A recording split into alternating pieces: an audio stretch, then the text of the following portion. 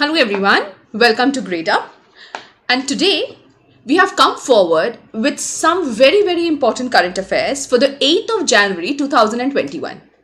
Now please keep this in mind that in case you are preparing for the law and the hotel management examinations, you're going to see that a very important, in fact a fairly large portion actually comes from the general knowledge and the current affairs portion. Let me give you a brief about what weightage do these questions or studying these questions hold in your examination for this year. So first of all, let me give an introduction about myself. So I have an expertise in polity and current affairs, and I would definitely help you out with any of your law issues. So if there's any doubt that you have regarding any current affairs, you can feel free to contact us for the same. Now very soon in this session, I'm going to be talking to you about the weightage of general knowledge and current affairs, and we'll also have a discussion on about 15 MCQs for today, which is going to help you understand what kind of questions actually come in these examinations, and also it will be a practice set for you. So let's go forward and see the questions that we have for today's session. So first question for the day: who has been appointed as the first woman Chief Justice of the Telangana High Court? So Telangana High Court has recently appointed the first woman Chief Justice in India of Telangana. So look at the options and you can select the answer from given below. You can obviously comment in the comment box and I'll understand what weightage of the students actually answered correctly. Option A reads Jyoti Mittal. Option B, Hema Kohli. Option C, Lata Desai. And option D, Manasi Rajshekhar. I'll give you 30 seconds for this question and then I'm going to help you with the answer. Okay.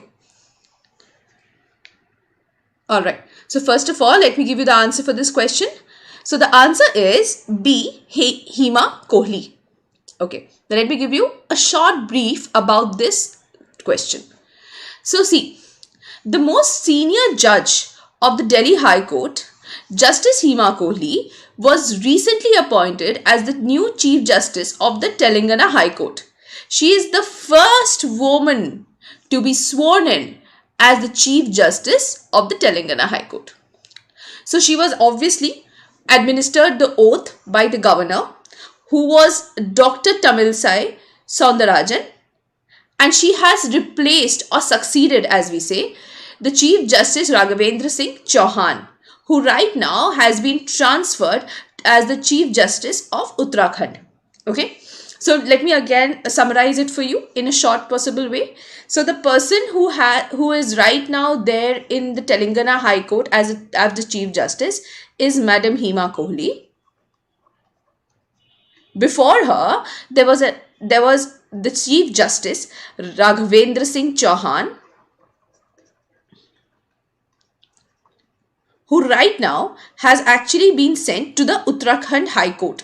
So we actually now remember the names of Chief Justices of two High Courts: Raghavendra Singh Chauhan of Uttarakhand and Hema Kohli of Telangana. Okay, she was administered the oath by the governor of Tamil Nadu of Telangana, that is Tamilisai Soundarajan. The current Chief Minister of Telangana is K. Chandrasekhar Rao, and the current governor, as we've already discussed, is Tamilisai Soundarajan. Okay. Now, what kind of questions you can actually get a different angle of the same question. So they might ask you this. Okay, who is the Chief Minister of Telangana? Who is the current governor? So we've covered 4 important headers in this question. First, Hema Kohli, the Chief Justice of Telangana. 2, Raghavendra Singh Chauhan, the Chief Justice of Uttarakhand.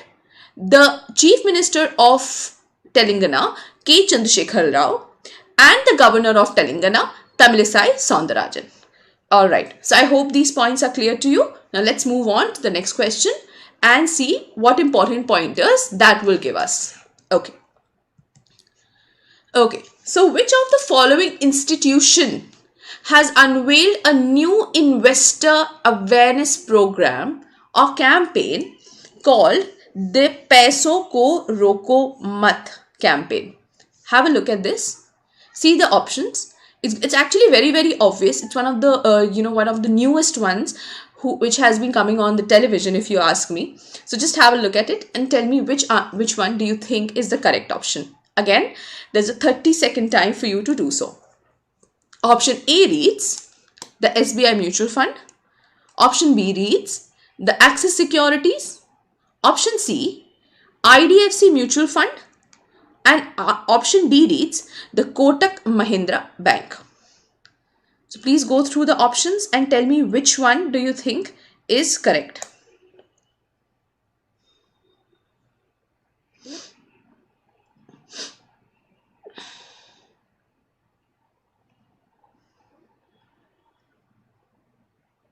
Okay, so let me tell you the option.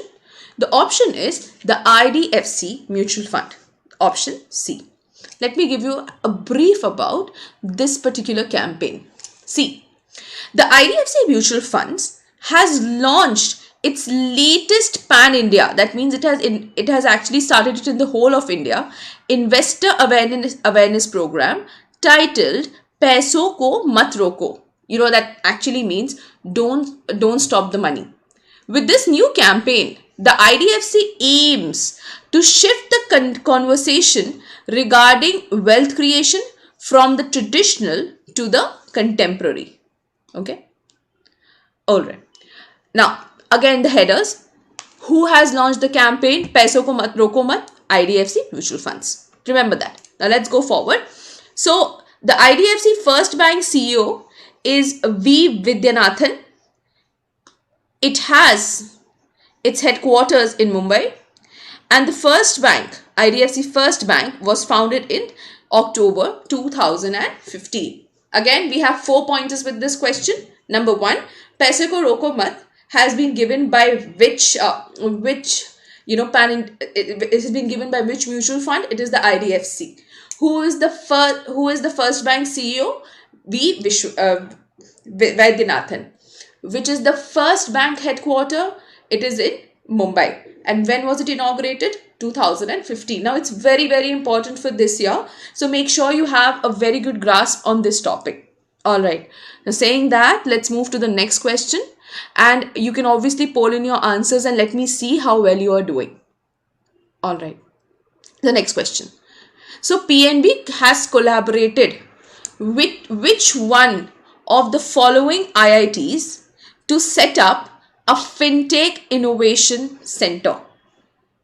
The Fintech Innovation Centre. It has been very much in the news, so you can understand, which topic it is dealing with. So there are 4 options here, 4 of the major IITs that I can see here.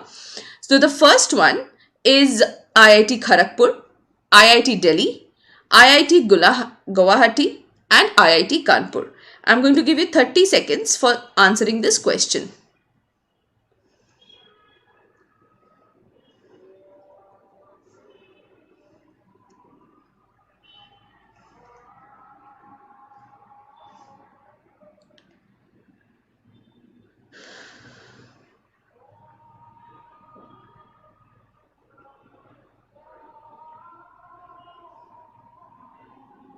Okay, so the answer for this question is D, IIT Kanpur. Let us dive into the topic and understand what it's telling us. So first of all, the Punjab National Bank has partnered with IIT Kanpur, okay, and the Foundation for Innovation and Research in Science and Technology to set up a Fintech Innovation Centre at the institution's campus, okay. That is the first thing that we've understood today. So it has actually, developed this innovation center, as a vehicle for research and to develop technological solutions to address challenges and explore opportunities in the BFSI space. All right, this is what the bank has said to us. So we'll have to understand why it's already done that. All right, now coming back to the MCQ part, Punjab National Bank headquarters are in New Delhi. And the current Punjab National Bank CEO is S.S. Mallikarjun Rao. Alright. So again, let me summarize the pointers for you. PNB plus IIT Kanpur. Okay, along with first, let me write it like this so you can obviously make notes with the same.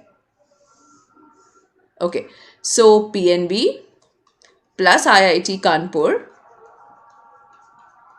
okay, along with first, have developed what is called the Fintech Innovation Centre at the campus of the IIT. Okay, this is the first thing we remember. The CEO of Punjab National Bank, SS Mallikarjun Rao, at the headquarters being in New Delhi. Alright, so we've completed 3 questions. Now we're going to go to the 4th and one of the most important questions for our economy today.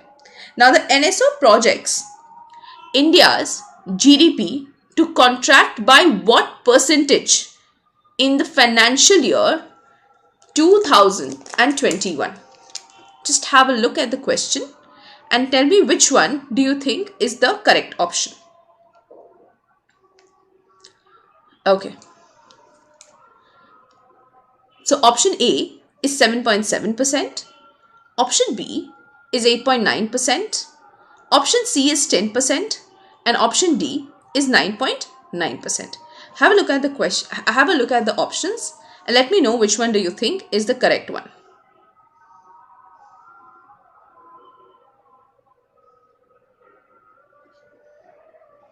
Alright. So the option here is option A, 7.7. Now let me tell you about this. Now the GDP of India, or the gross domestic product of India, is expected to shrink or contract by 7.7% in the fiscal year of 2000 and 2021. As per the estimates which have been given by the National Statistical Office, that is the NSO. Now the NSO is actually functioning under the Ministry of Statistics and Program Implementation, the MOSPI as we call it. Okay, and it has released that update very recently, that is on the 7th of January. Here it has said that India's economy is going, or GDP is going to contract by 7.7% for this particular year. Now this is the first information that we've got. Second information, who is the minister right now? Who is the minister? So the minister of the state IC of Ministry of Statistics and Program Implementation, or the MOSPI as we call it, is Rao Inderjeet Singh. Okay, Rao Inderjeet Singh. I hope these points have been taken down in your paper. Okay. Okay, so now let us go to the next question and see what the next question holds for us. Okay, so RBI has set up College of Supervisors under the chairmanship of which of the following people? Number 1, the Vivek Debroy. B, Rajiv Kumar. C, N.S. Vishwanathan. And D, Shakti Kant Das. Have a look at the question. These are very similar names, very much attached to the RBI. So let's have a look about what this question is asking for us. It wants to understand the College of Supervisors under the chairmanship of which person? I'll give you 30 seconds for this question.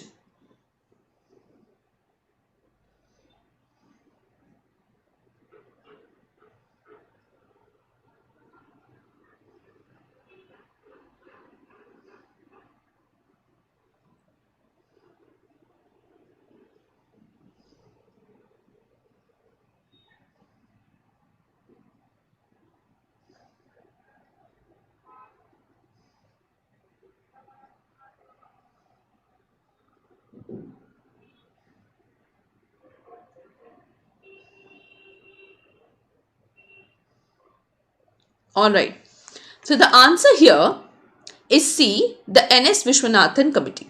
Let me tell you about this.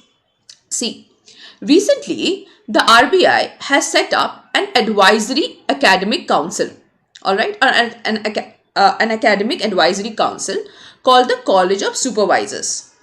Now these supervisors were actually to strengthen the supervision over some of the regulated entities. Now they will be headed by the former Deputy Governor N.S. Vishwanathan along with 5 other members.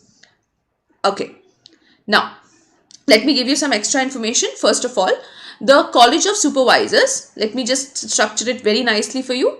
Now, the RBI set up what is called an Academic Advisory Council.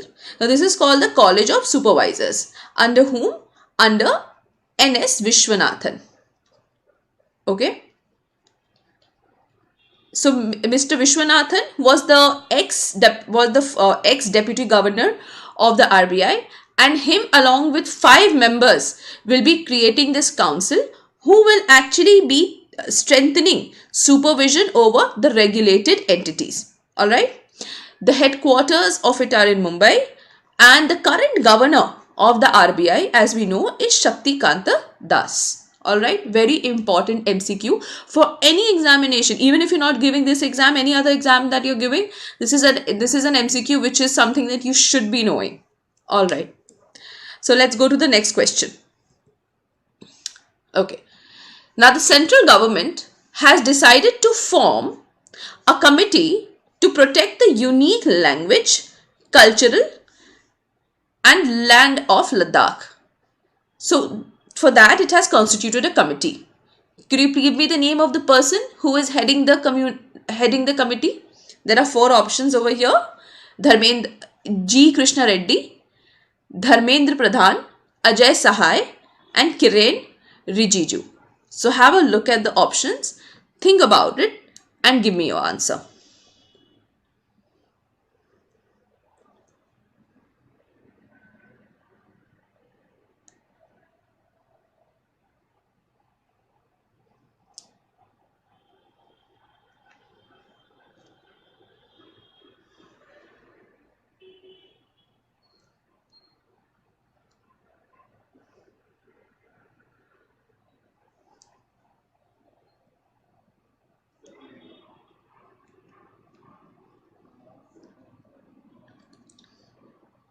Alright, so let me see the answer for this. The answer for this is the G. Krishnan Reddy committee.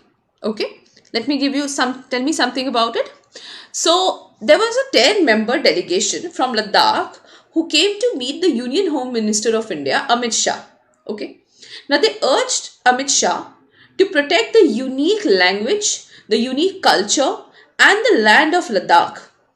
So because of this, the central government formed a committee, okay, under Mr. Krishnan Reddy to protect the unique language, cultural identity and the land of Ladakh, as was requested by the 10-member delegation from Ladakh.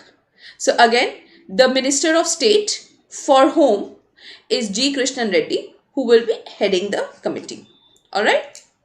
Now let's go forward. So you must have heard that recently there was a bifurcation in the area of Jammu and Kashmir, wherein it was divided into Ladakh and Jammu Kashmir. So Ladakh as of now is being administered as the union territory. So if there is any union territory and it has what we call a unique cultural identity, language or land, it is actually the duty of the centre according to the constitution to protect it.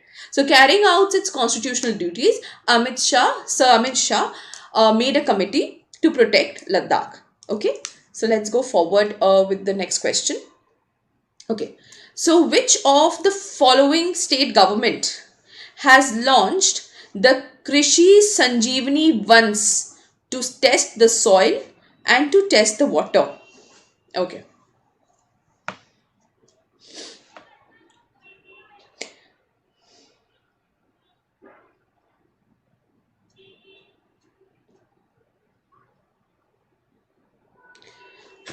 Alright, so the option or the answer for this question is B. Karnataka.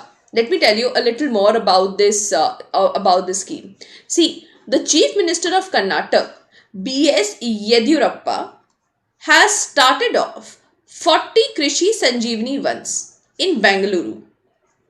Now, these vans have been launched by the State Agriculture Department with the central assistance. That means the centre has paid some money for it, under the National Krishi Vikas Yojana to take up this novel program. Okay, so first thing, there are 40 Krishi Sanjeevani vans in the state of Bengaluru, which have been launched by the State Agriculture Department under the National Krishi Vikas Yojana. These are the two things we've learned over here. Okay, now number 4. The Chief Minister of Karnataka, as of now, we've already read the name, B.S. Yediyurappa, and the current governor of the state is Vajubhai Vala. Okay, so these are the 5 important questions that we've got from this. Let's go forward and see what other questions we have in store.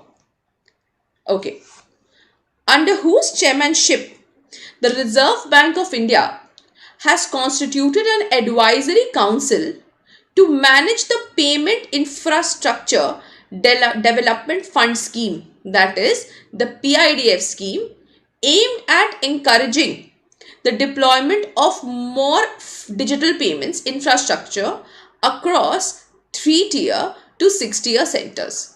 Now there are 4 options here: M. Rajeshwar Rao, M.K. Jain, M.D. Patra and P.P. Kannungo. Have a look at these options and tell me which one do you think is correct.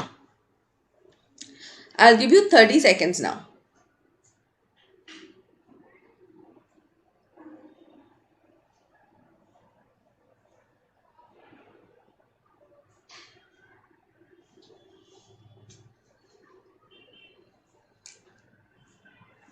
Okay. So the answer to this question is D, B.P. Kannungo. Now let me tell you some of the MCQs, what kind of questions you are going to get. See, first of all, the RBI has announced guidelines for the PIDF scheme, which aims at encouraging deployment of more digital payments infrastructure across tier 3 to tier 6 centers. So I'll give you a homework today. Try to understand what centers are tier 1 to tier 6. You'll understand how cities and all other centers are actually qualified. So you just see that for your homework. Okay. The fund will be used, whatever money they will be getting, will be used to subsidize banks and non-banks for deploying payment infrastructure, which will be contingent upon specific targets being achieved. So what they've done is, they've set up a scheme and they've said we are going to be giving banks this money as well as the non-banking financial corporations. We are going to be giving money to them if in case they are, meeting certain targets. Okay. Now, for this, what they have done is, they have constituted what we call an advisory council. Okay. Under the chairmanship of B.P. Kannungo. Okay. A deputy governor to manage the funds. So the PIDF has been placed under the chairmanship of B.P. Kannungo, the deputy governor of the RBI, okay, who will be taking care of, subsidizing banks and non-banks to give money for the making of payment infrastructure to certain places in tier 3 to tier 6 centers. Alright? Okay. Let's go to the next question. Okay. Who has been appointed as the leader of Google Cloud for the Asia Pacific region? Again, Google Cloud for the Asia Pacific region. So option A, Rick Harshman. Option B, Karan Bajwa. Option C, Alison Wagenfeld. And option D, Thomas Kurian. This has been recently a lot in the news. This person has been applauded a lot as one of the icons for many of the youth in India. So let's look at this question and tell me which one do you think is the correct option.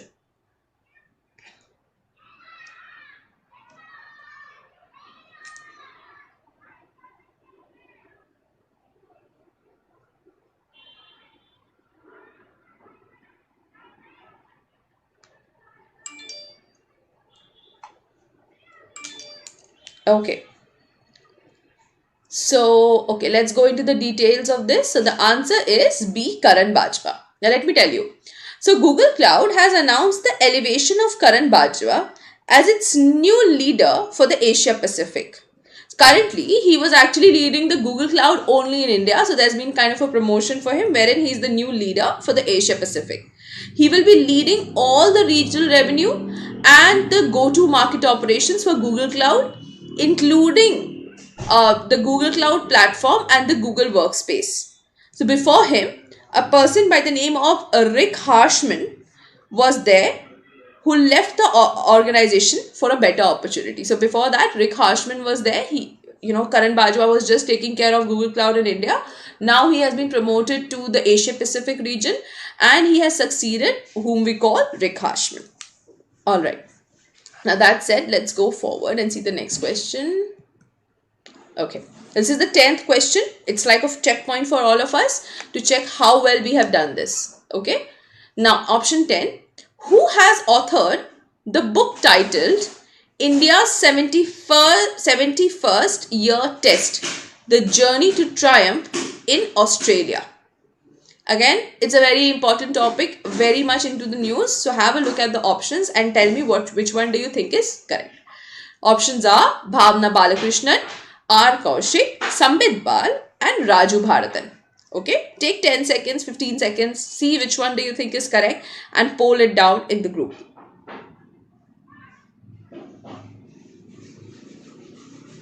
Okay. So the option is option B, R. Kaushik. Now let me tell you a little about this. So recently, a book titled India's 71st Test, The Journey to Triumph in Australia, and one which reflects on India's previous 12 tours down under was launched. Now the book, A Brandman Museum Initiative, is authored by a senior cricket scribe called R. Kaushik. Okay, and it chronicles a rivalry that has been given a fillip to Test cricket. In his foreword to the book, Shastri has wrote that Australians hate losing. And it's all in all a thought process entertained not just by the 11 on the field, but the whole nation and the fans and the media. So when a team tours Australia, there is a combined assault like no other. Alright, so it's actually giving an insight about what Australia is doing, what kind of mindset the Australian cricketers have, and you'll understand why this book is so important, because it helps you understand how they develop the sporty spirit that the Australians have, how it has, how Indians actually need to deal with them in order to get into a better situation. You're going to understand all that. Alright, like that said, let's go to the next question. See, who became the first female umpire to officiate a men's test match? Okay, now this is a very catchy question. Because, since when we were kids, you must have seen that, we always have an umpire standing behind the batsman looking all somber. And you must be thinking, okay, that's a guy. But, recently, women empowerment or gender equality, as we call it, is actually gone into great forefronts. And you're going to see that there has been a female umpire to officiate a men's test match. So let's see the options here.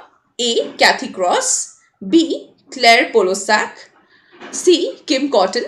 And D. Lauren Agenbag. Let's have look at the options. I'll give you 10 seconds to think about it. It's actually, you either know it, either you don't.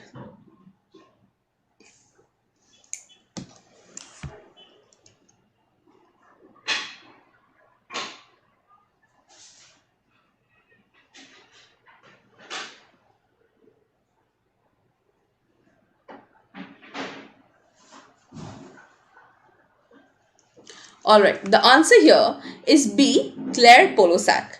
Let me give you the details about that. So Claire Polosak became the first female umpire to officiate in a men's test match when she took up the role of the fourth umpire for the India versus Australia third test match. Now she's a 32-year-old who already holds the distinction of being the first woman to officiate as an on-field umpire in men's one-day international matches. Polosak has also umpired in the ICC World Cricket League Division 2 final match between Namibia and Oman in 2019. In Sydney though, she would officiate as a fourth umpire. So, she has been the first woman working for the ODI matches, the first lady in a test match as well. So obviously it's a big achievement and it's actually a big development coming forward. So let's go forward and see the next question. This third last question. Okay. The Khadi and Village Industries Commission signed an MOU with the security forces to supply about 1,72,000 cotton duries every year. So it is which security force actually? The National Security Guard, the Central Industrial Security Force, the CRPF, the Central Reserve Police Force, and the Indo-Tibetan Border Police. So have a look at this question and tell me which one do you think is the correct option.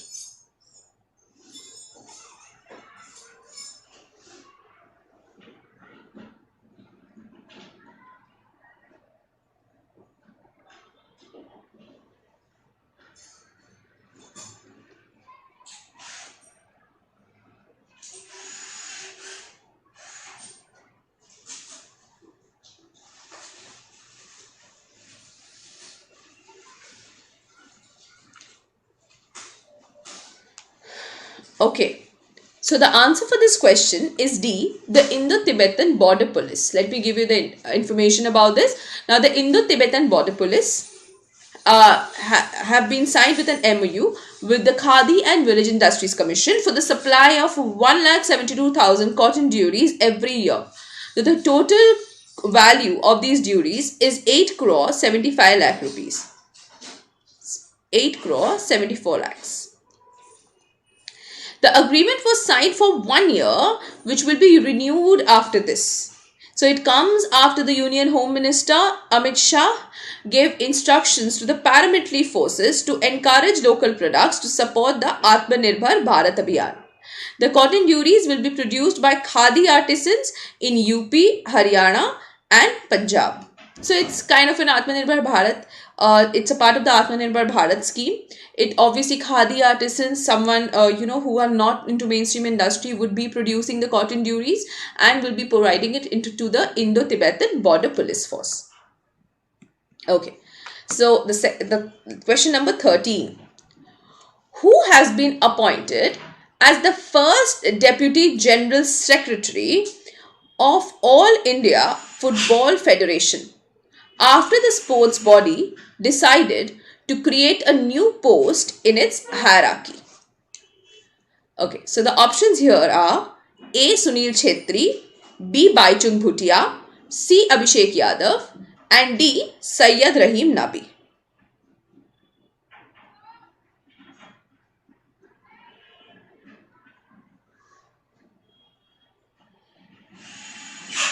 Okay, the answer for this question is C.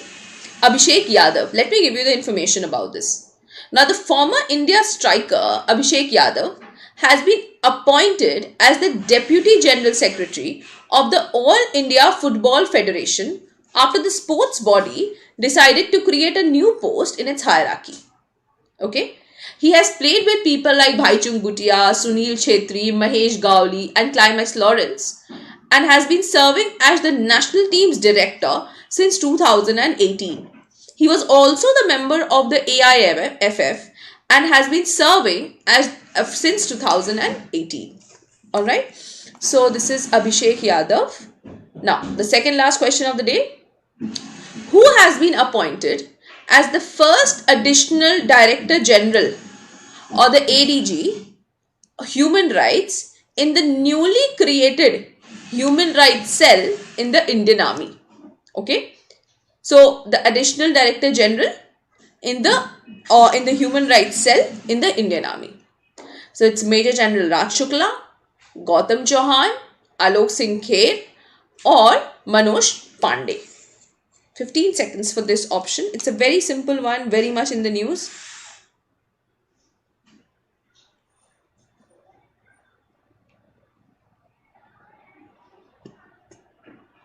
Okay.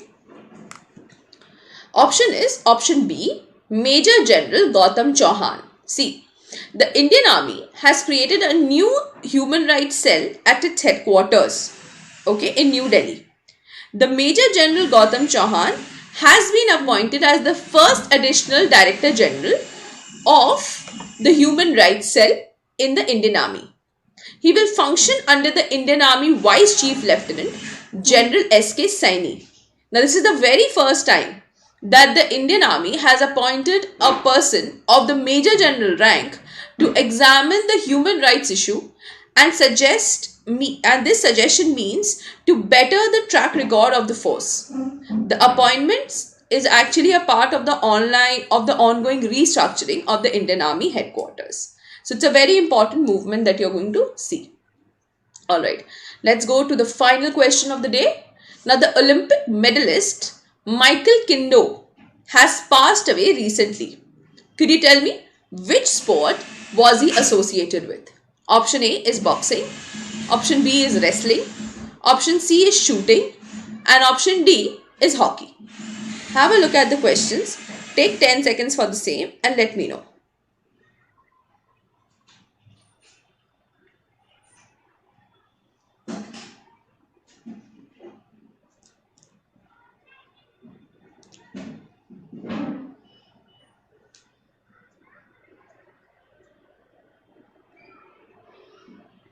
Alright, so the option here is option D, hockey. Now see, the former Indian hockey player and the Olympic bronze medalist Michael Kindo passed away at the age of 73 due to age-related ailments in Rourkela, Orissa. See, he was born in 1947, 28th of June in Orissa itself, Odisha, and he was a part of the Indian hockey team which won the Olympic bronze medal in the Munich Olympic of 1972.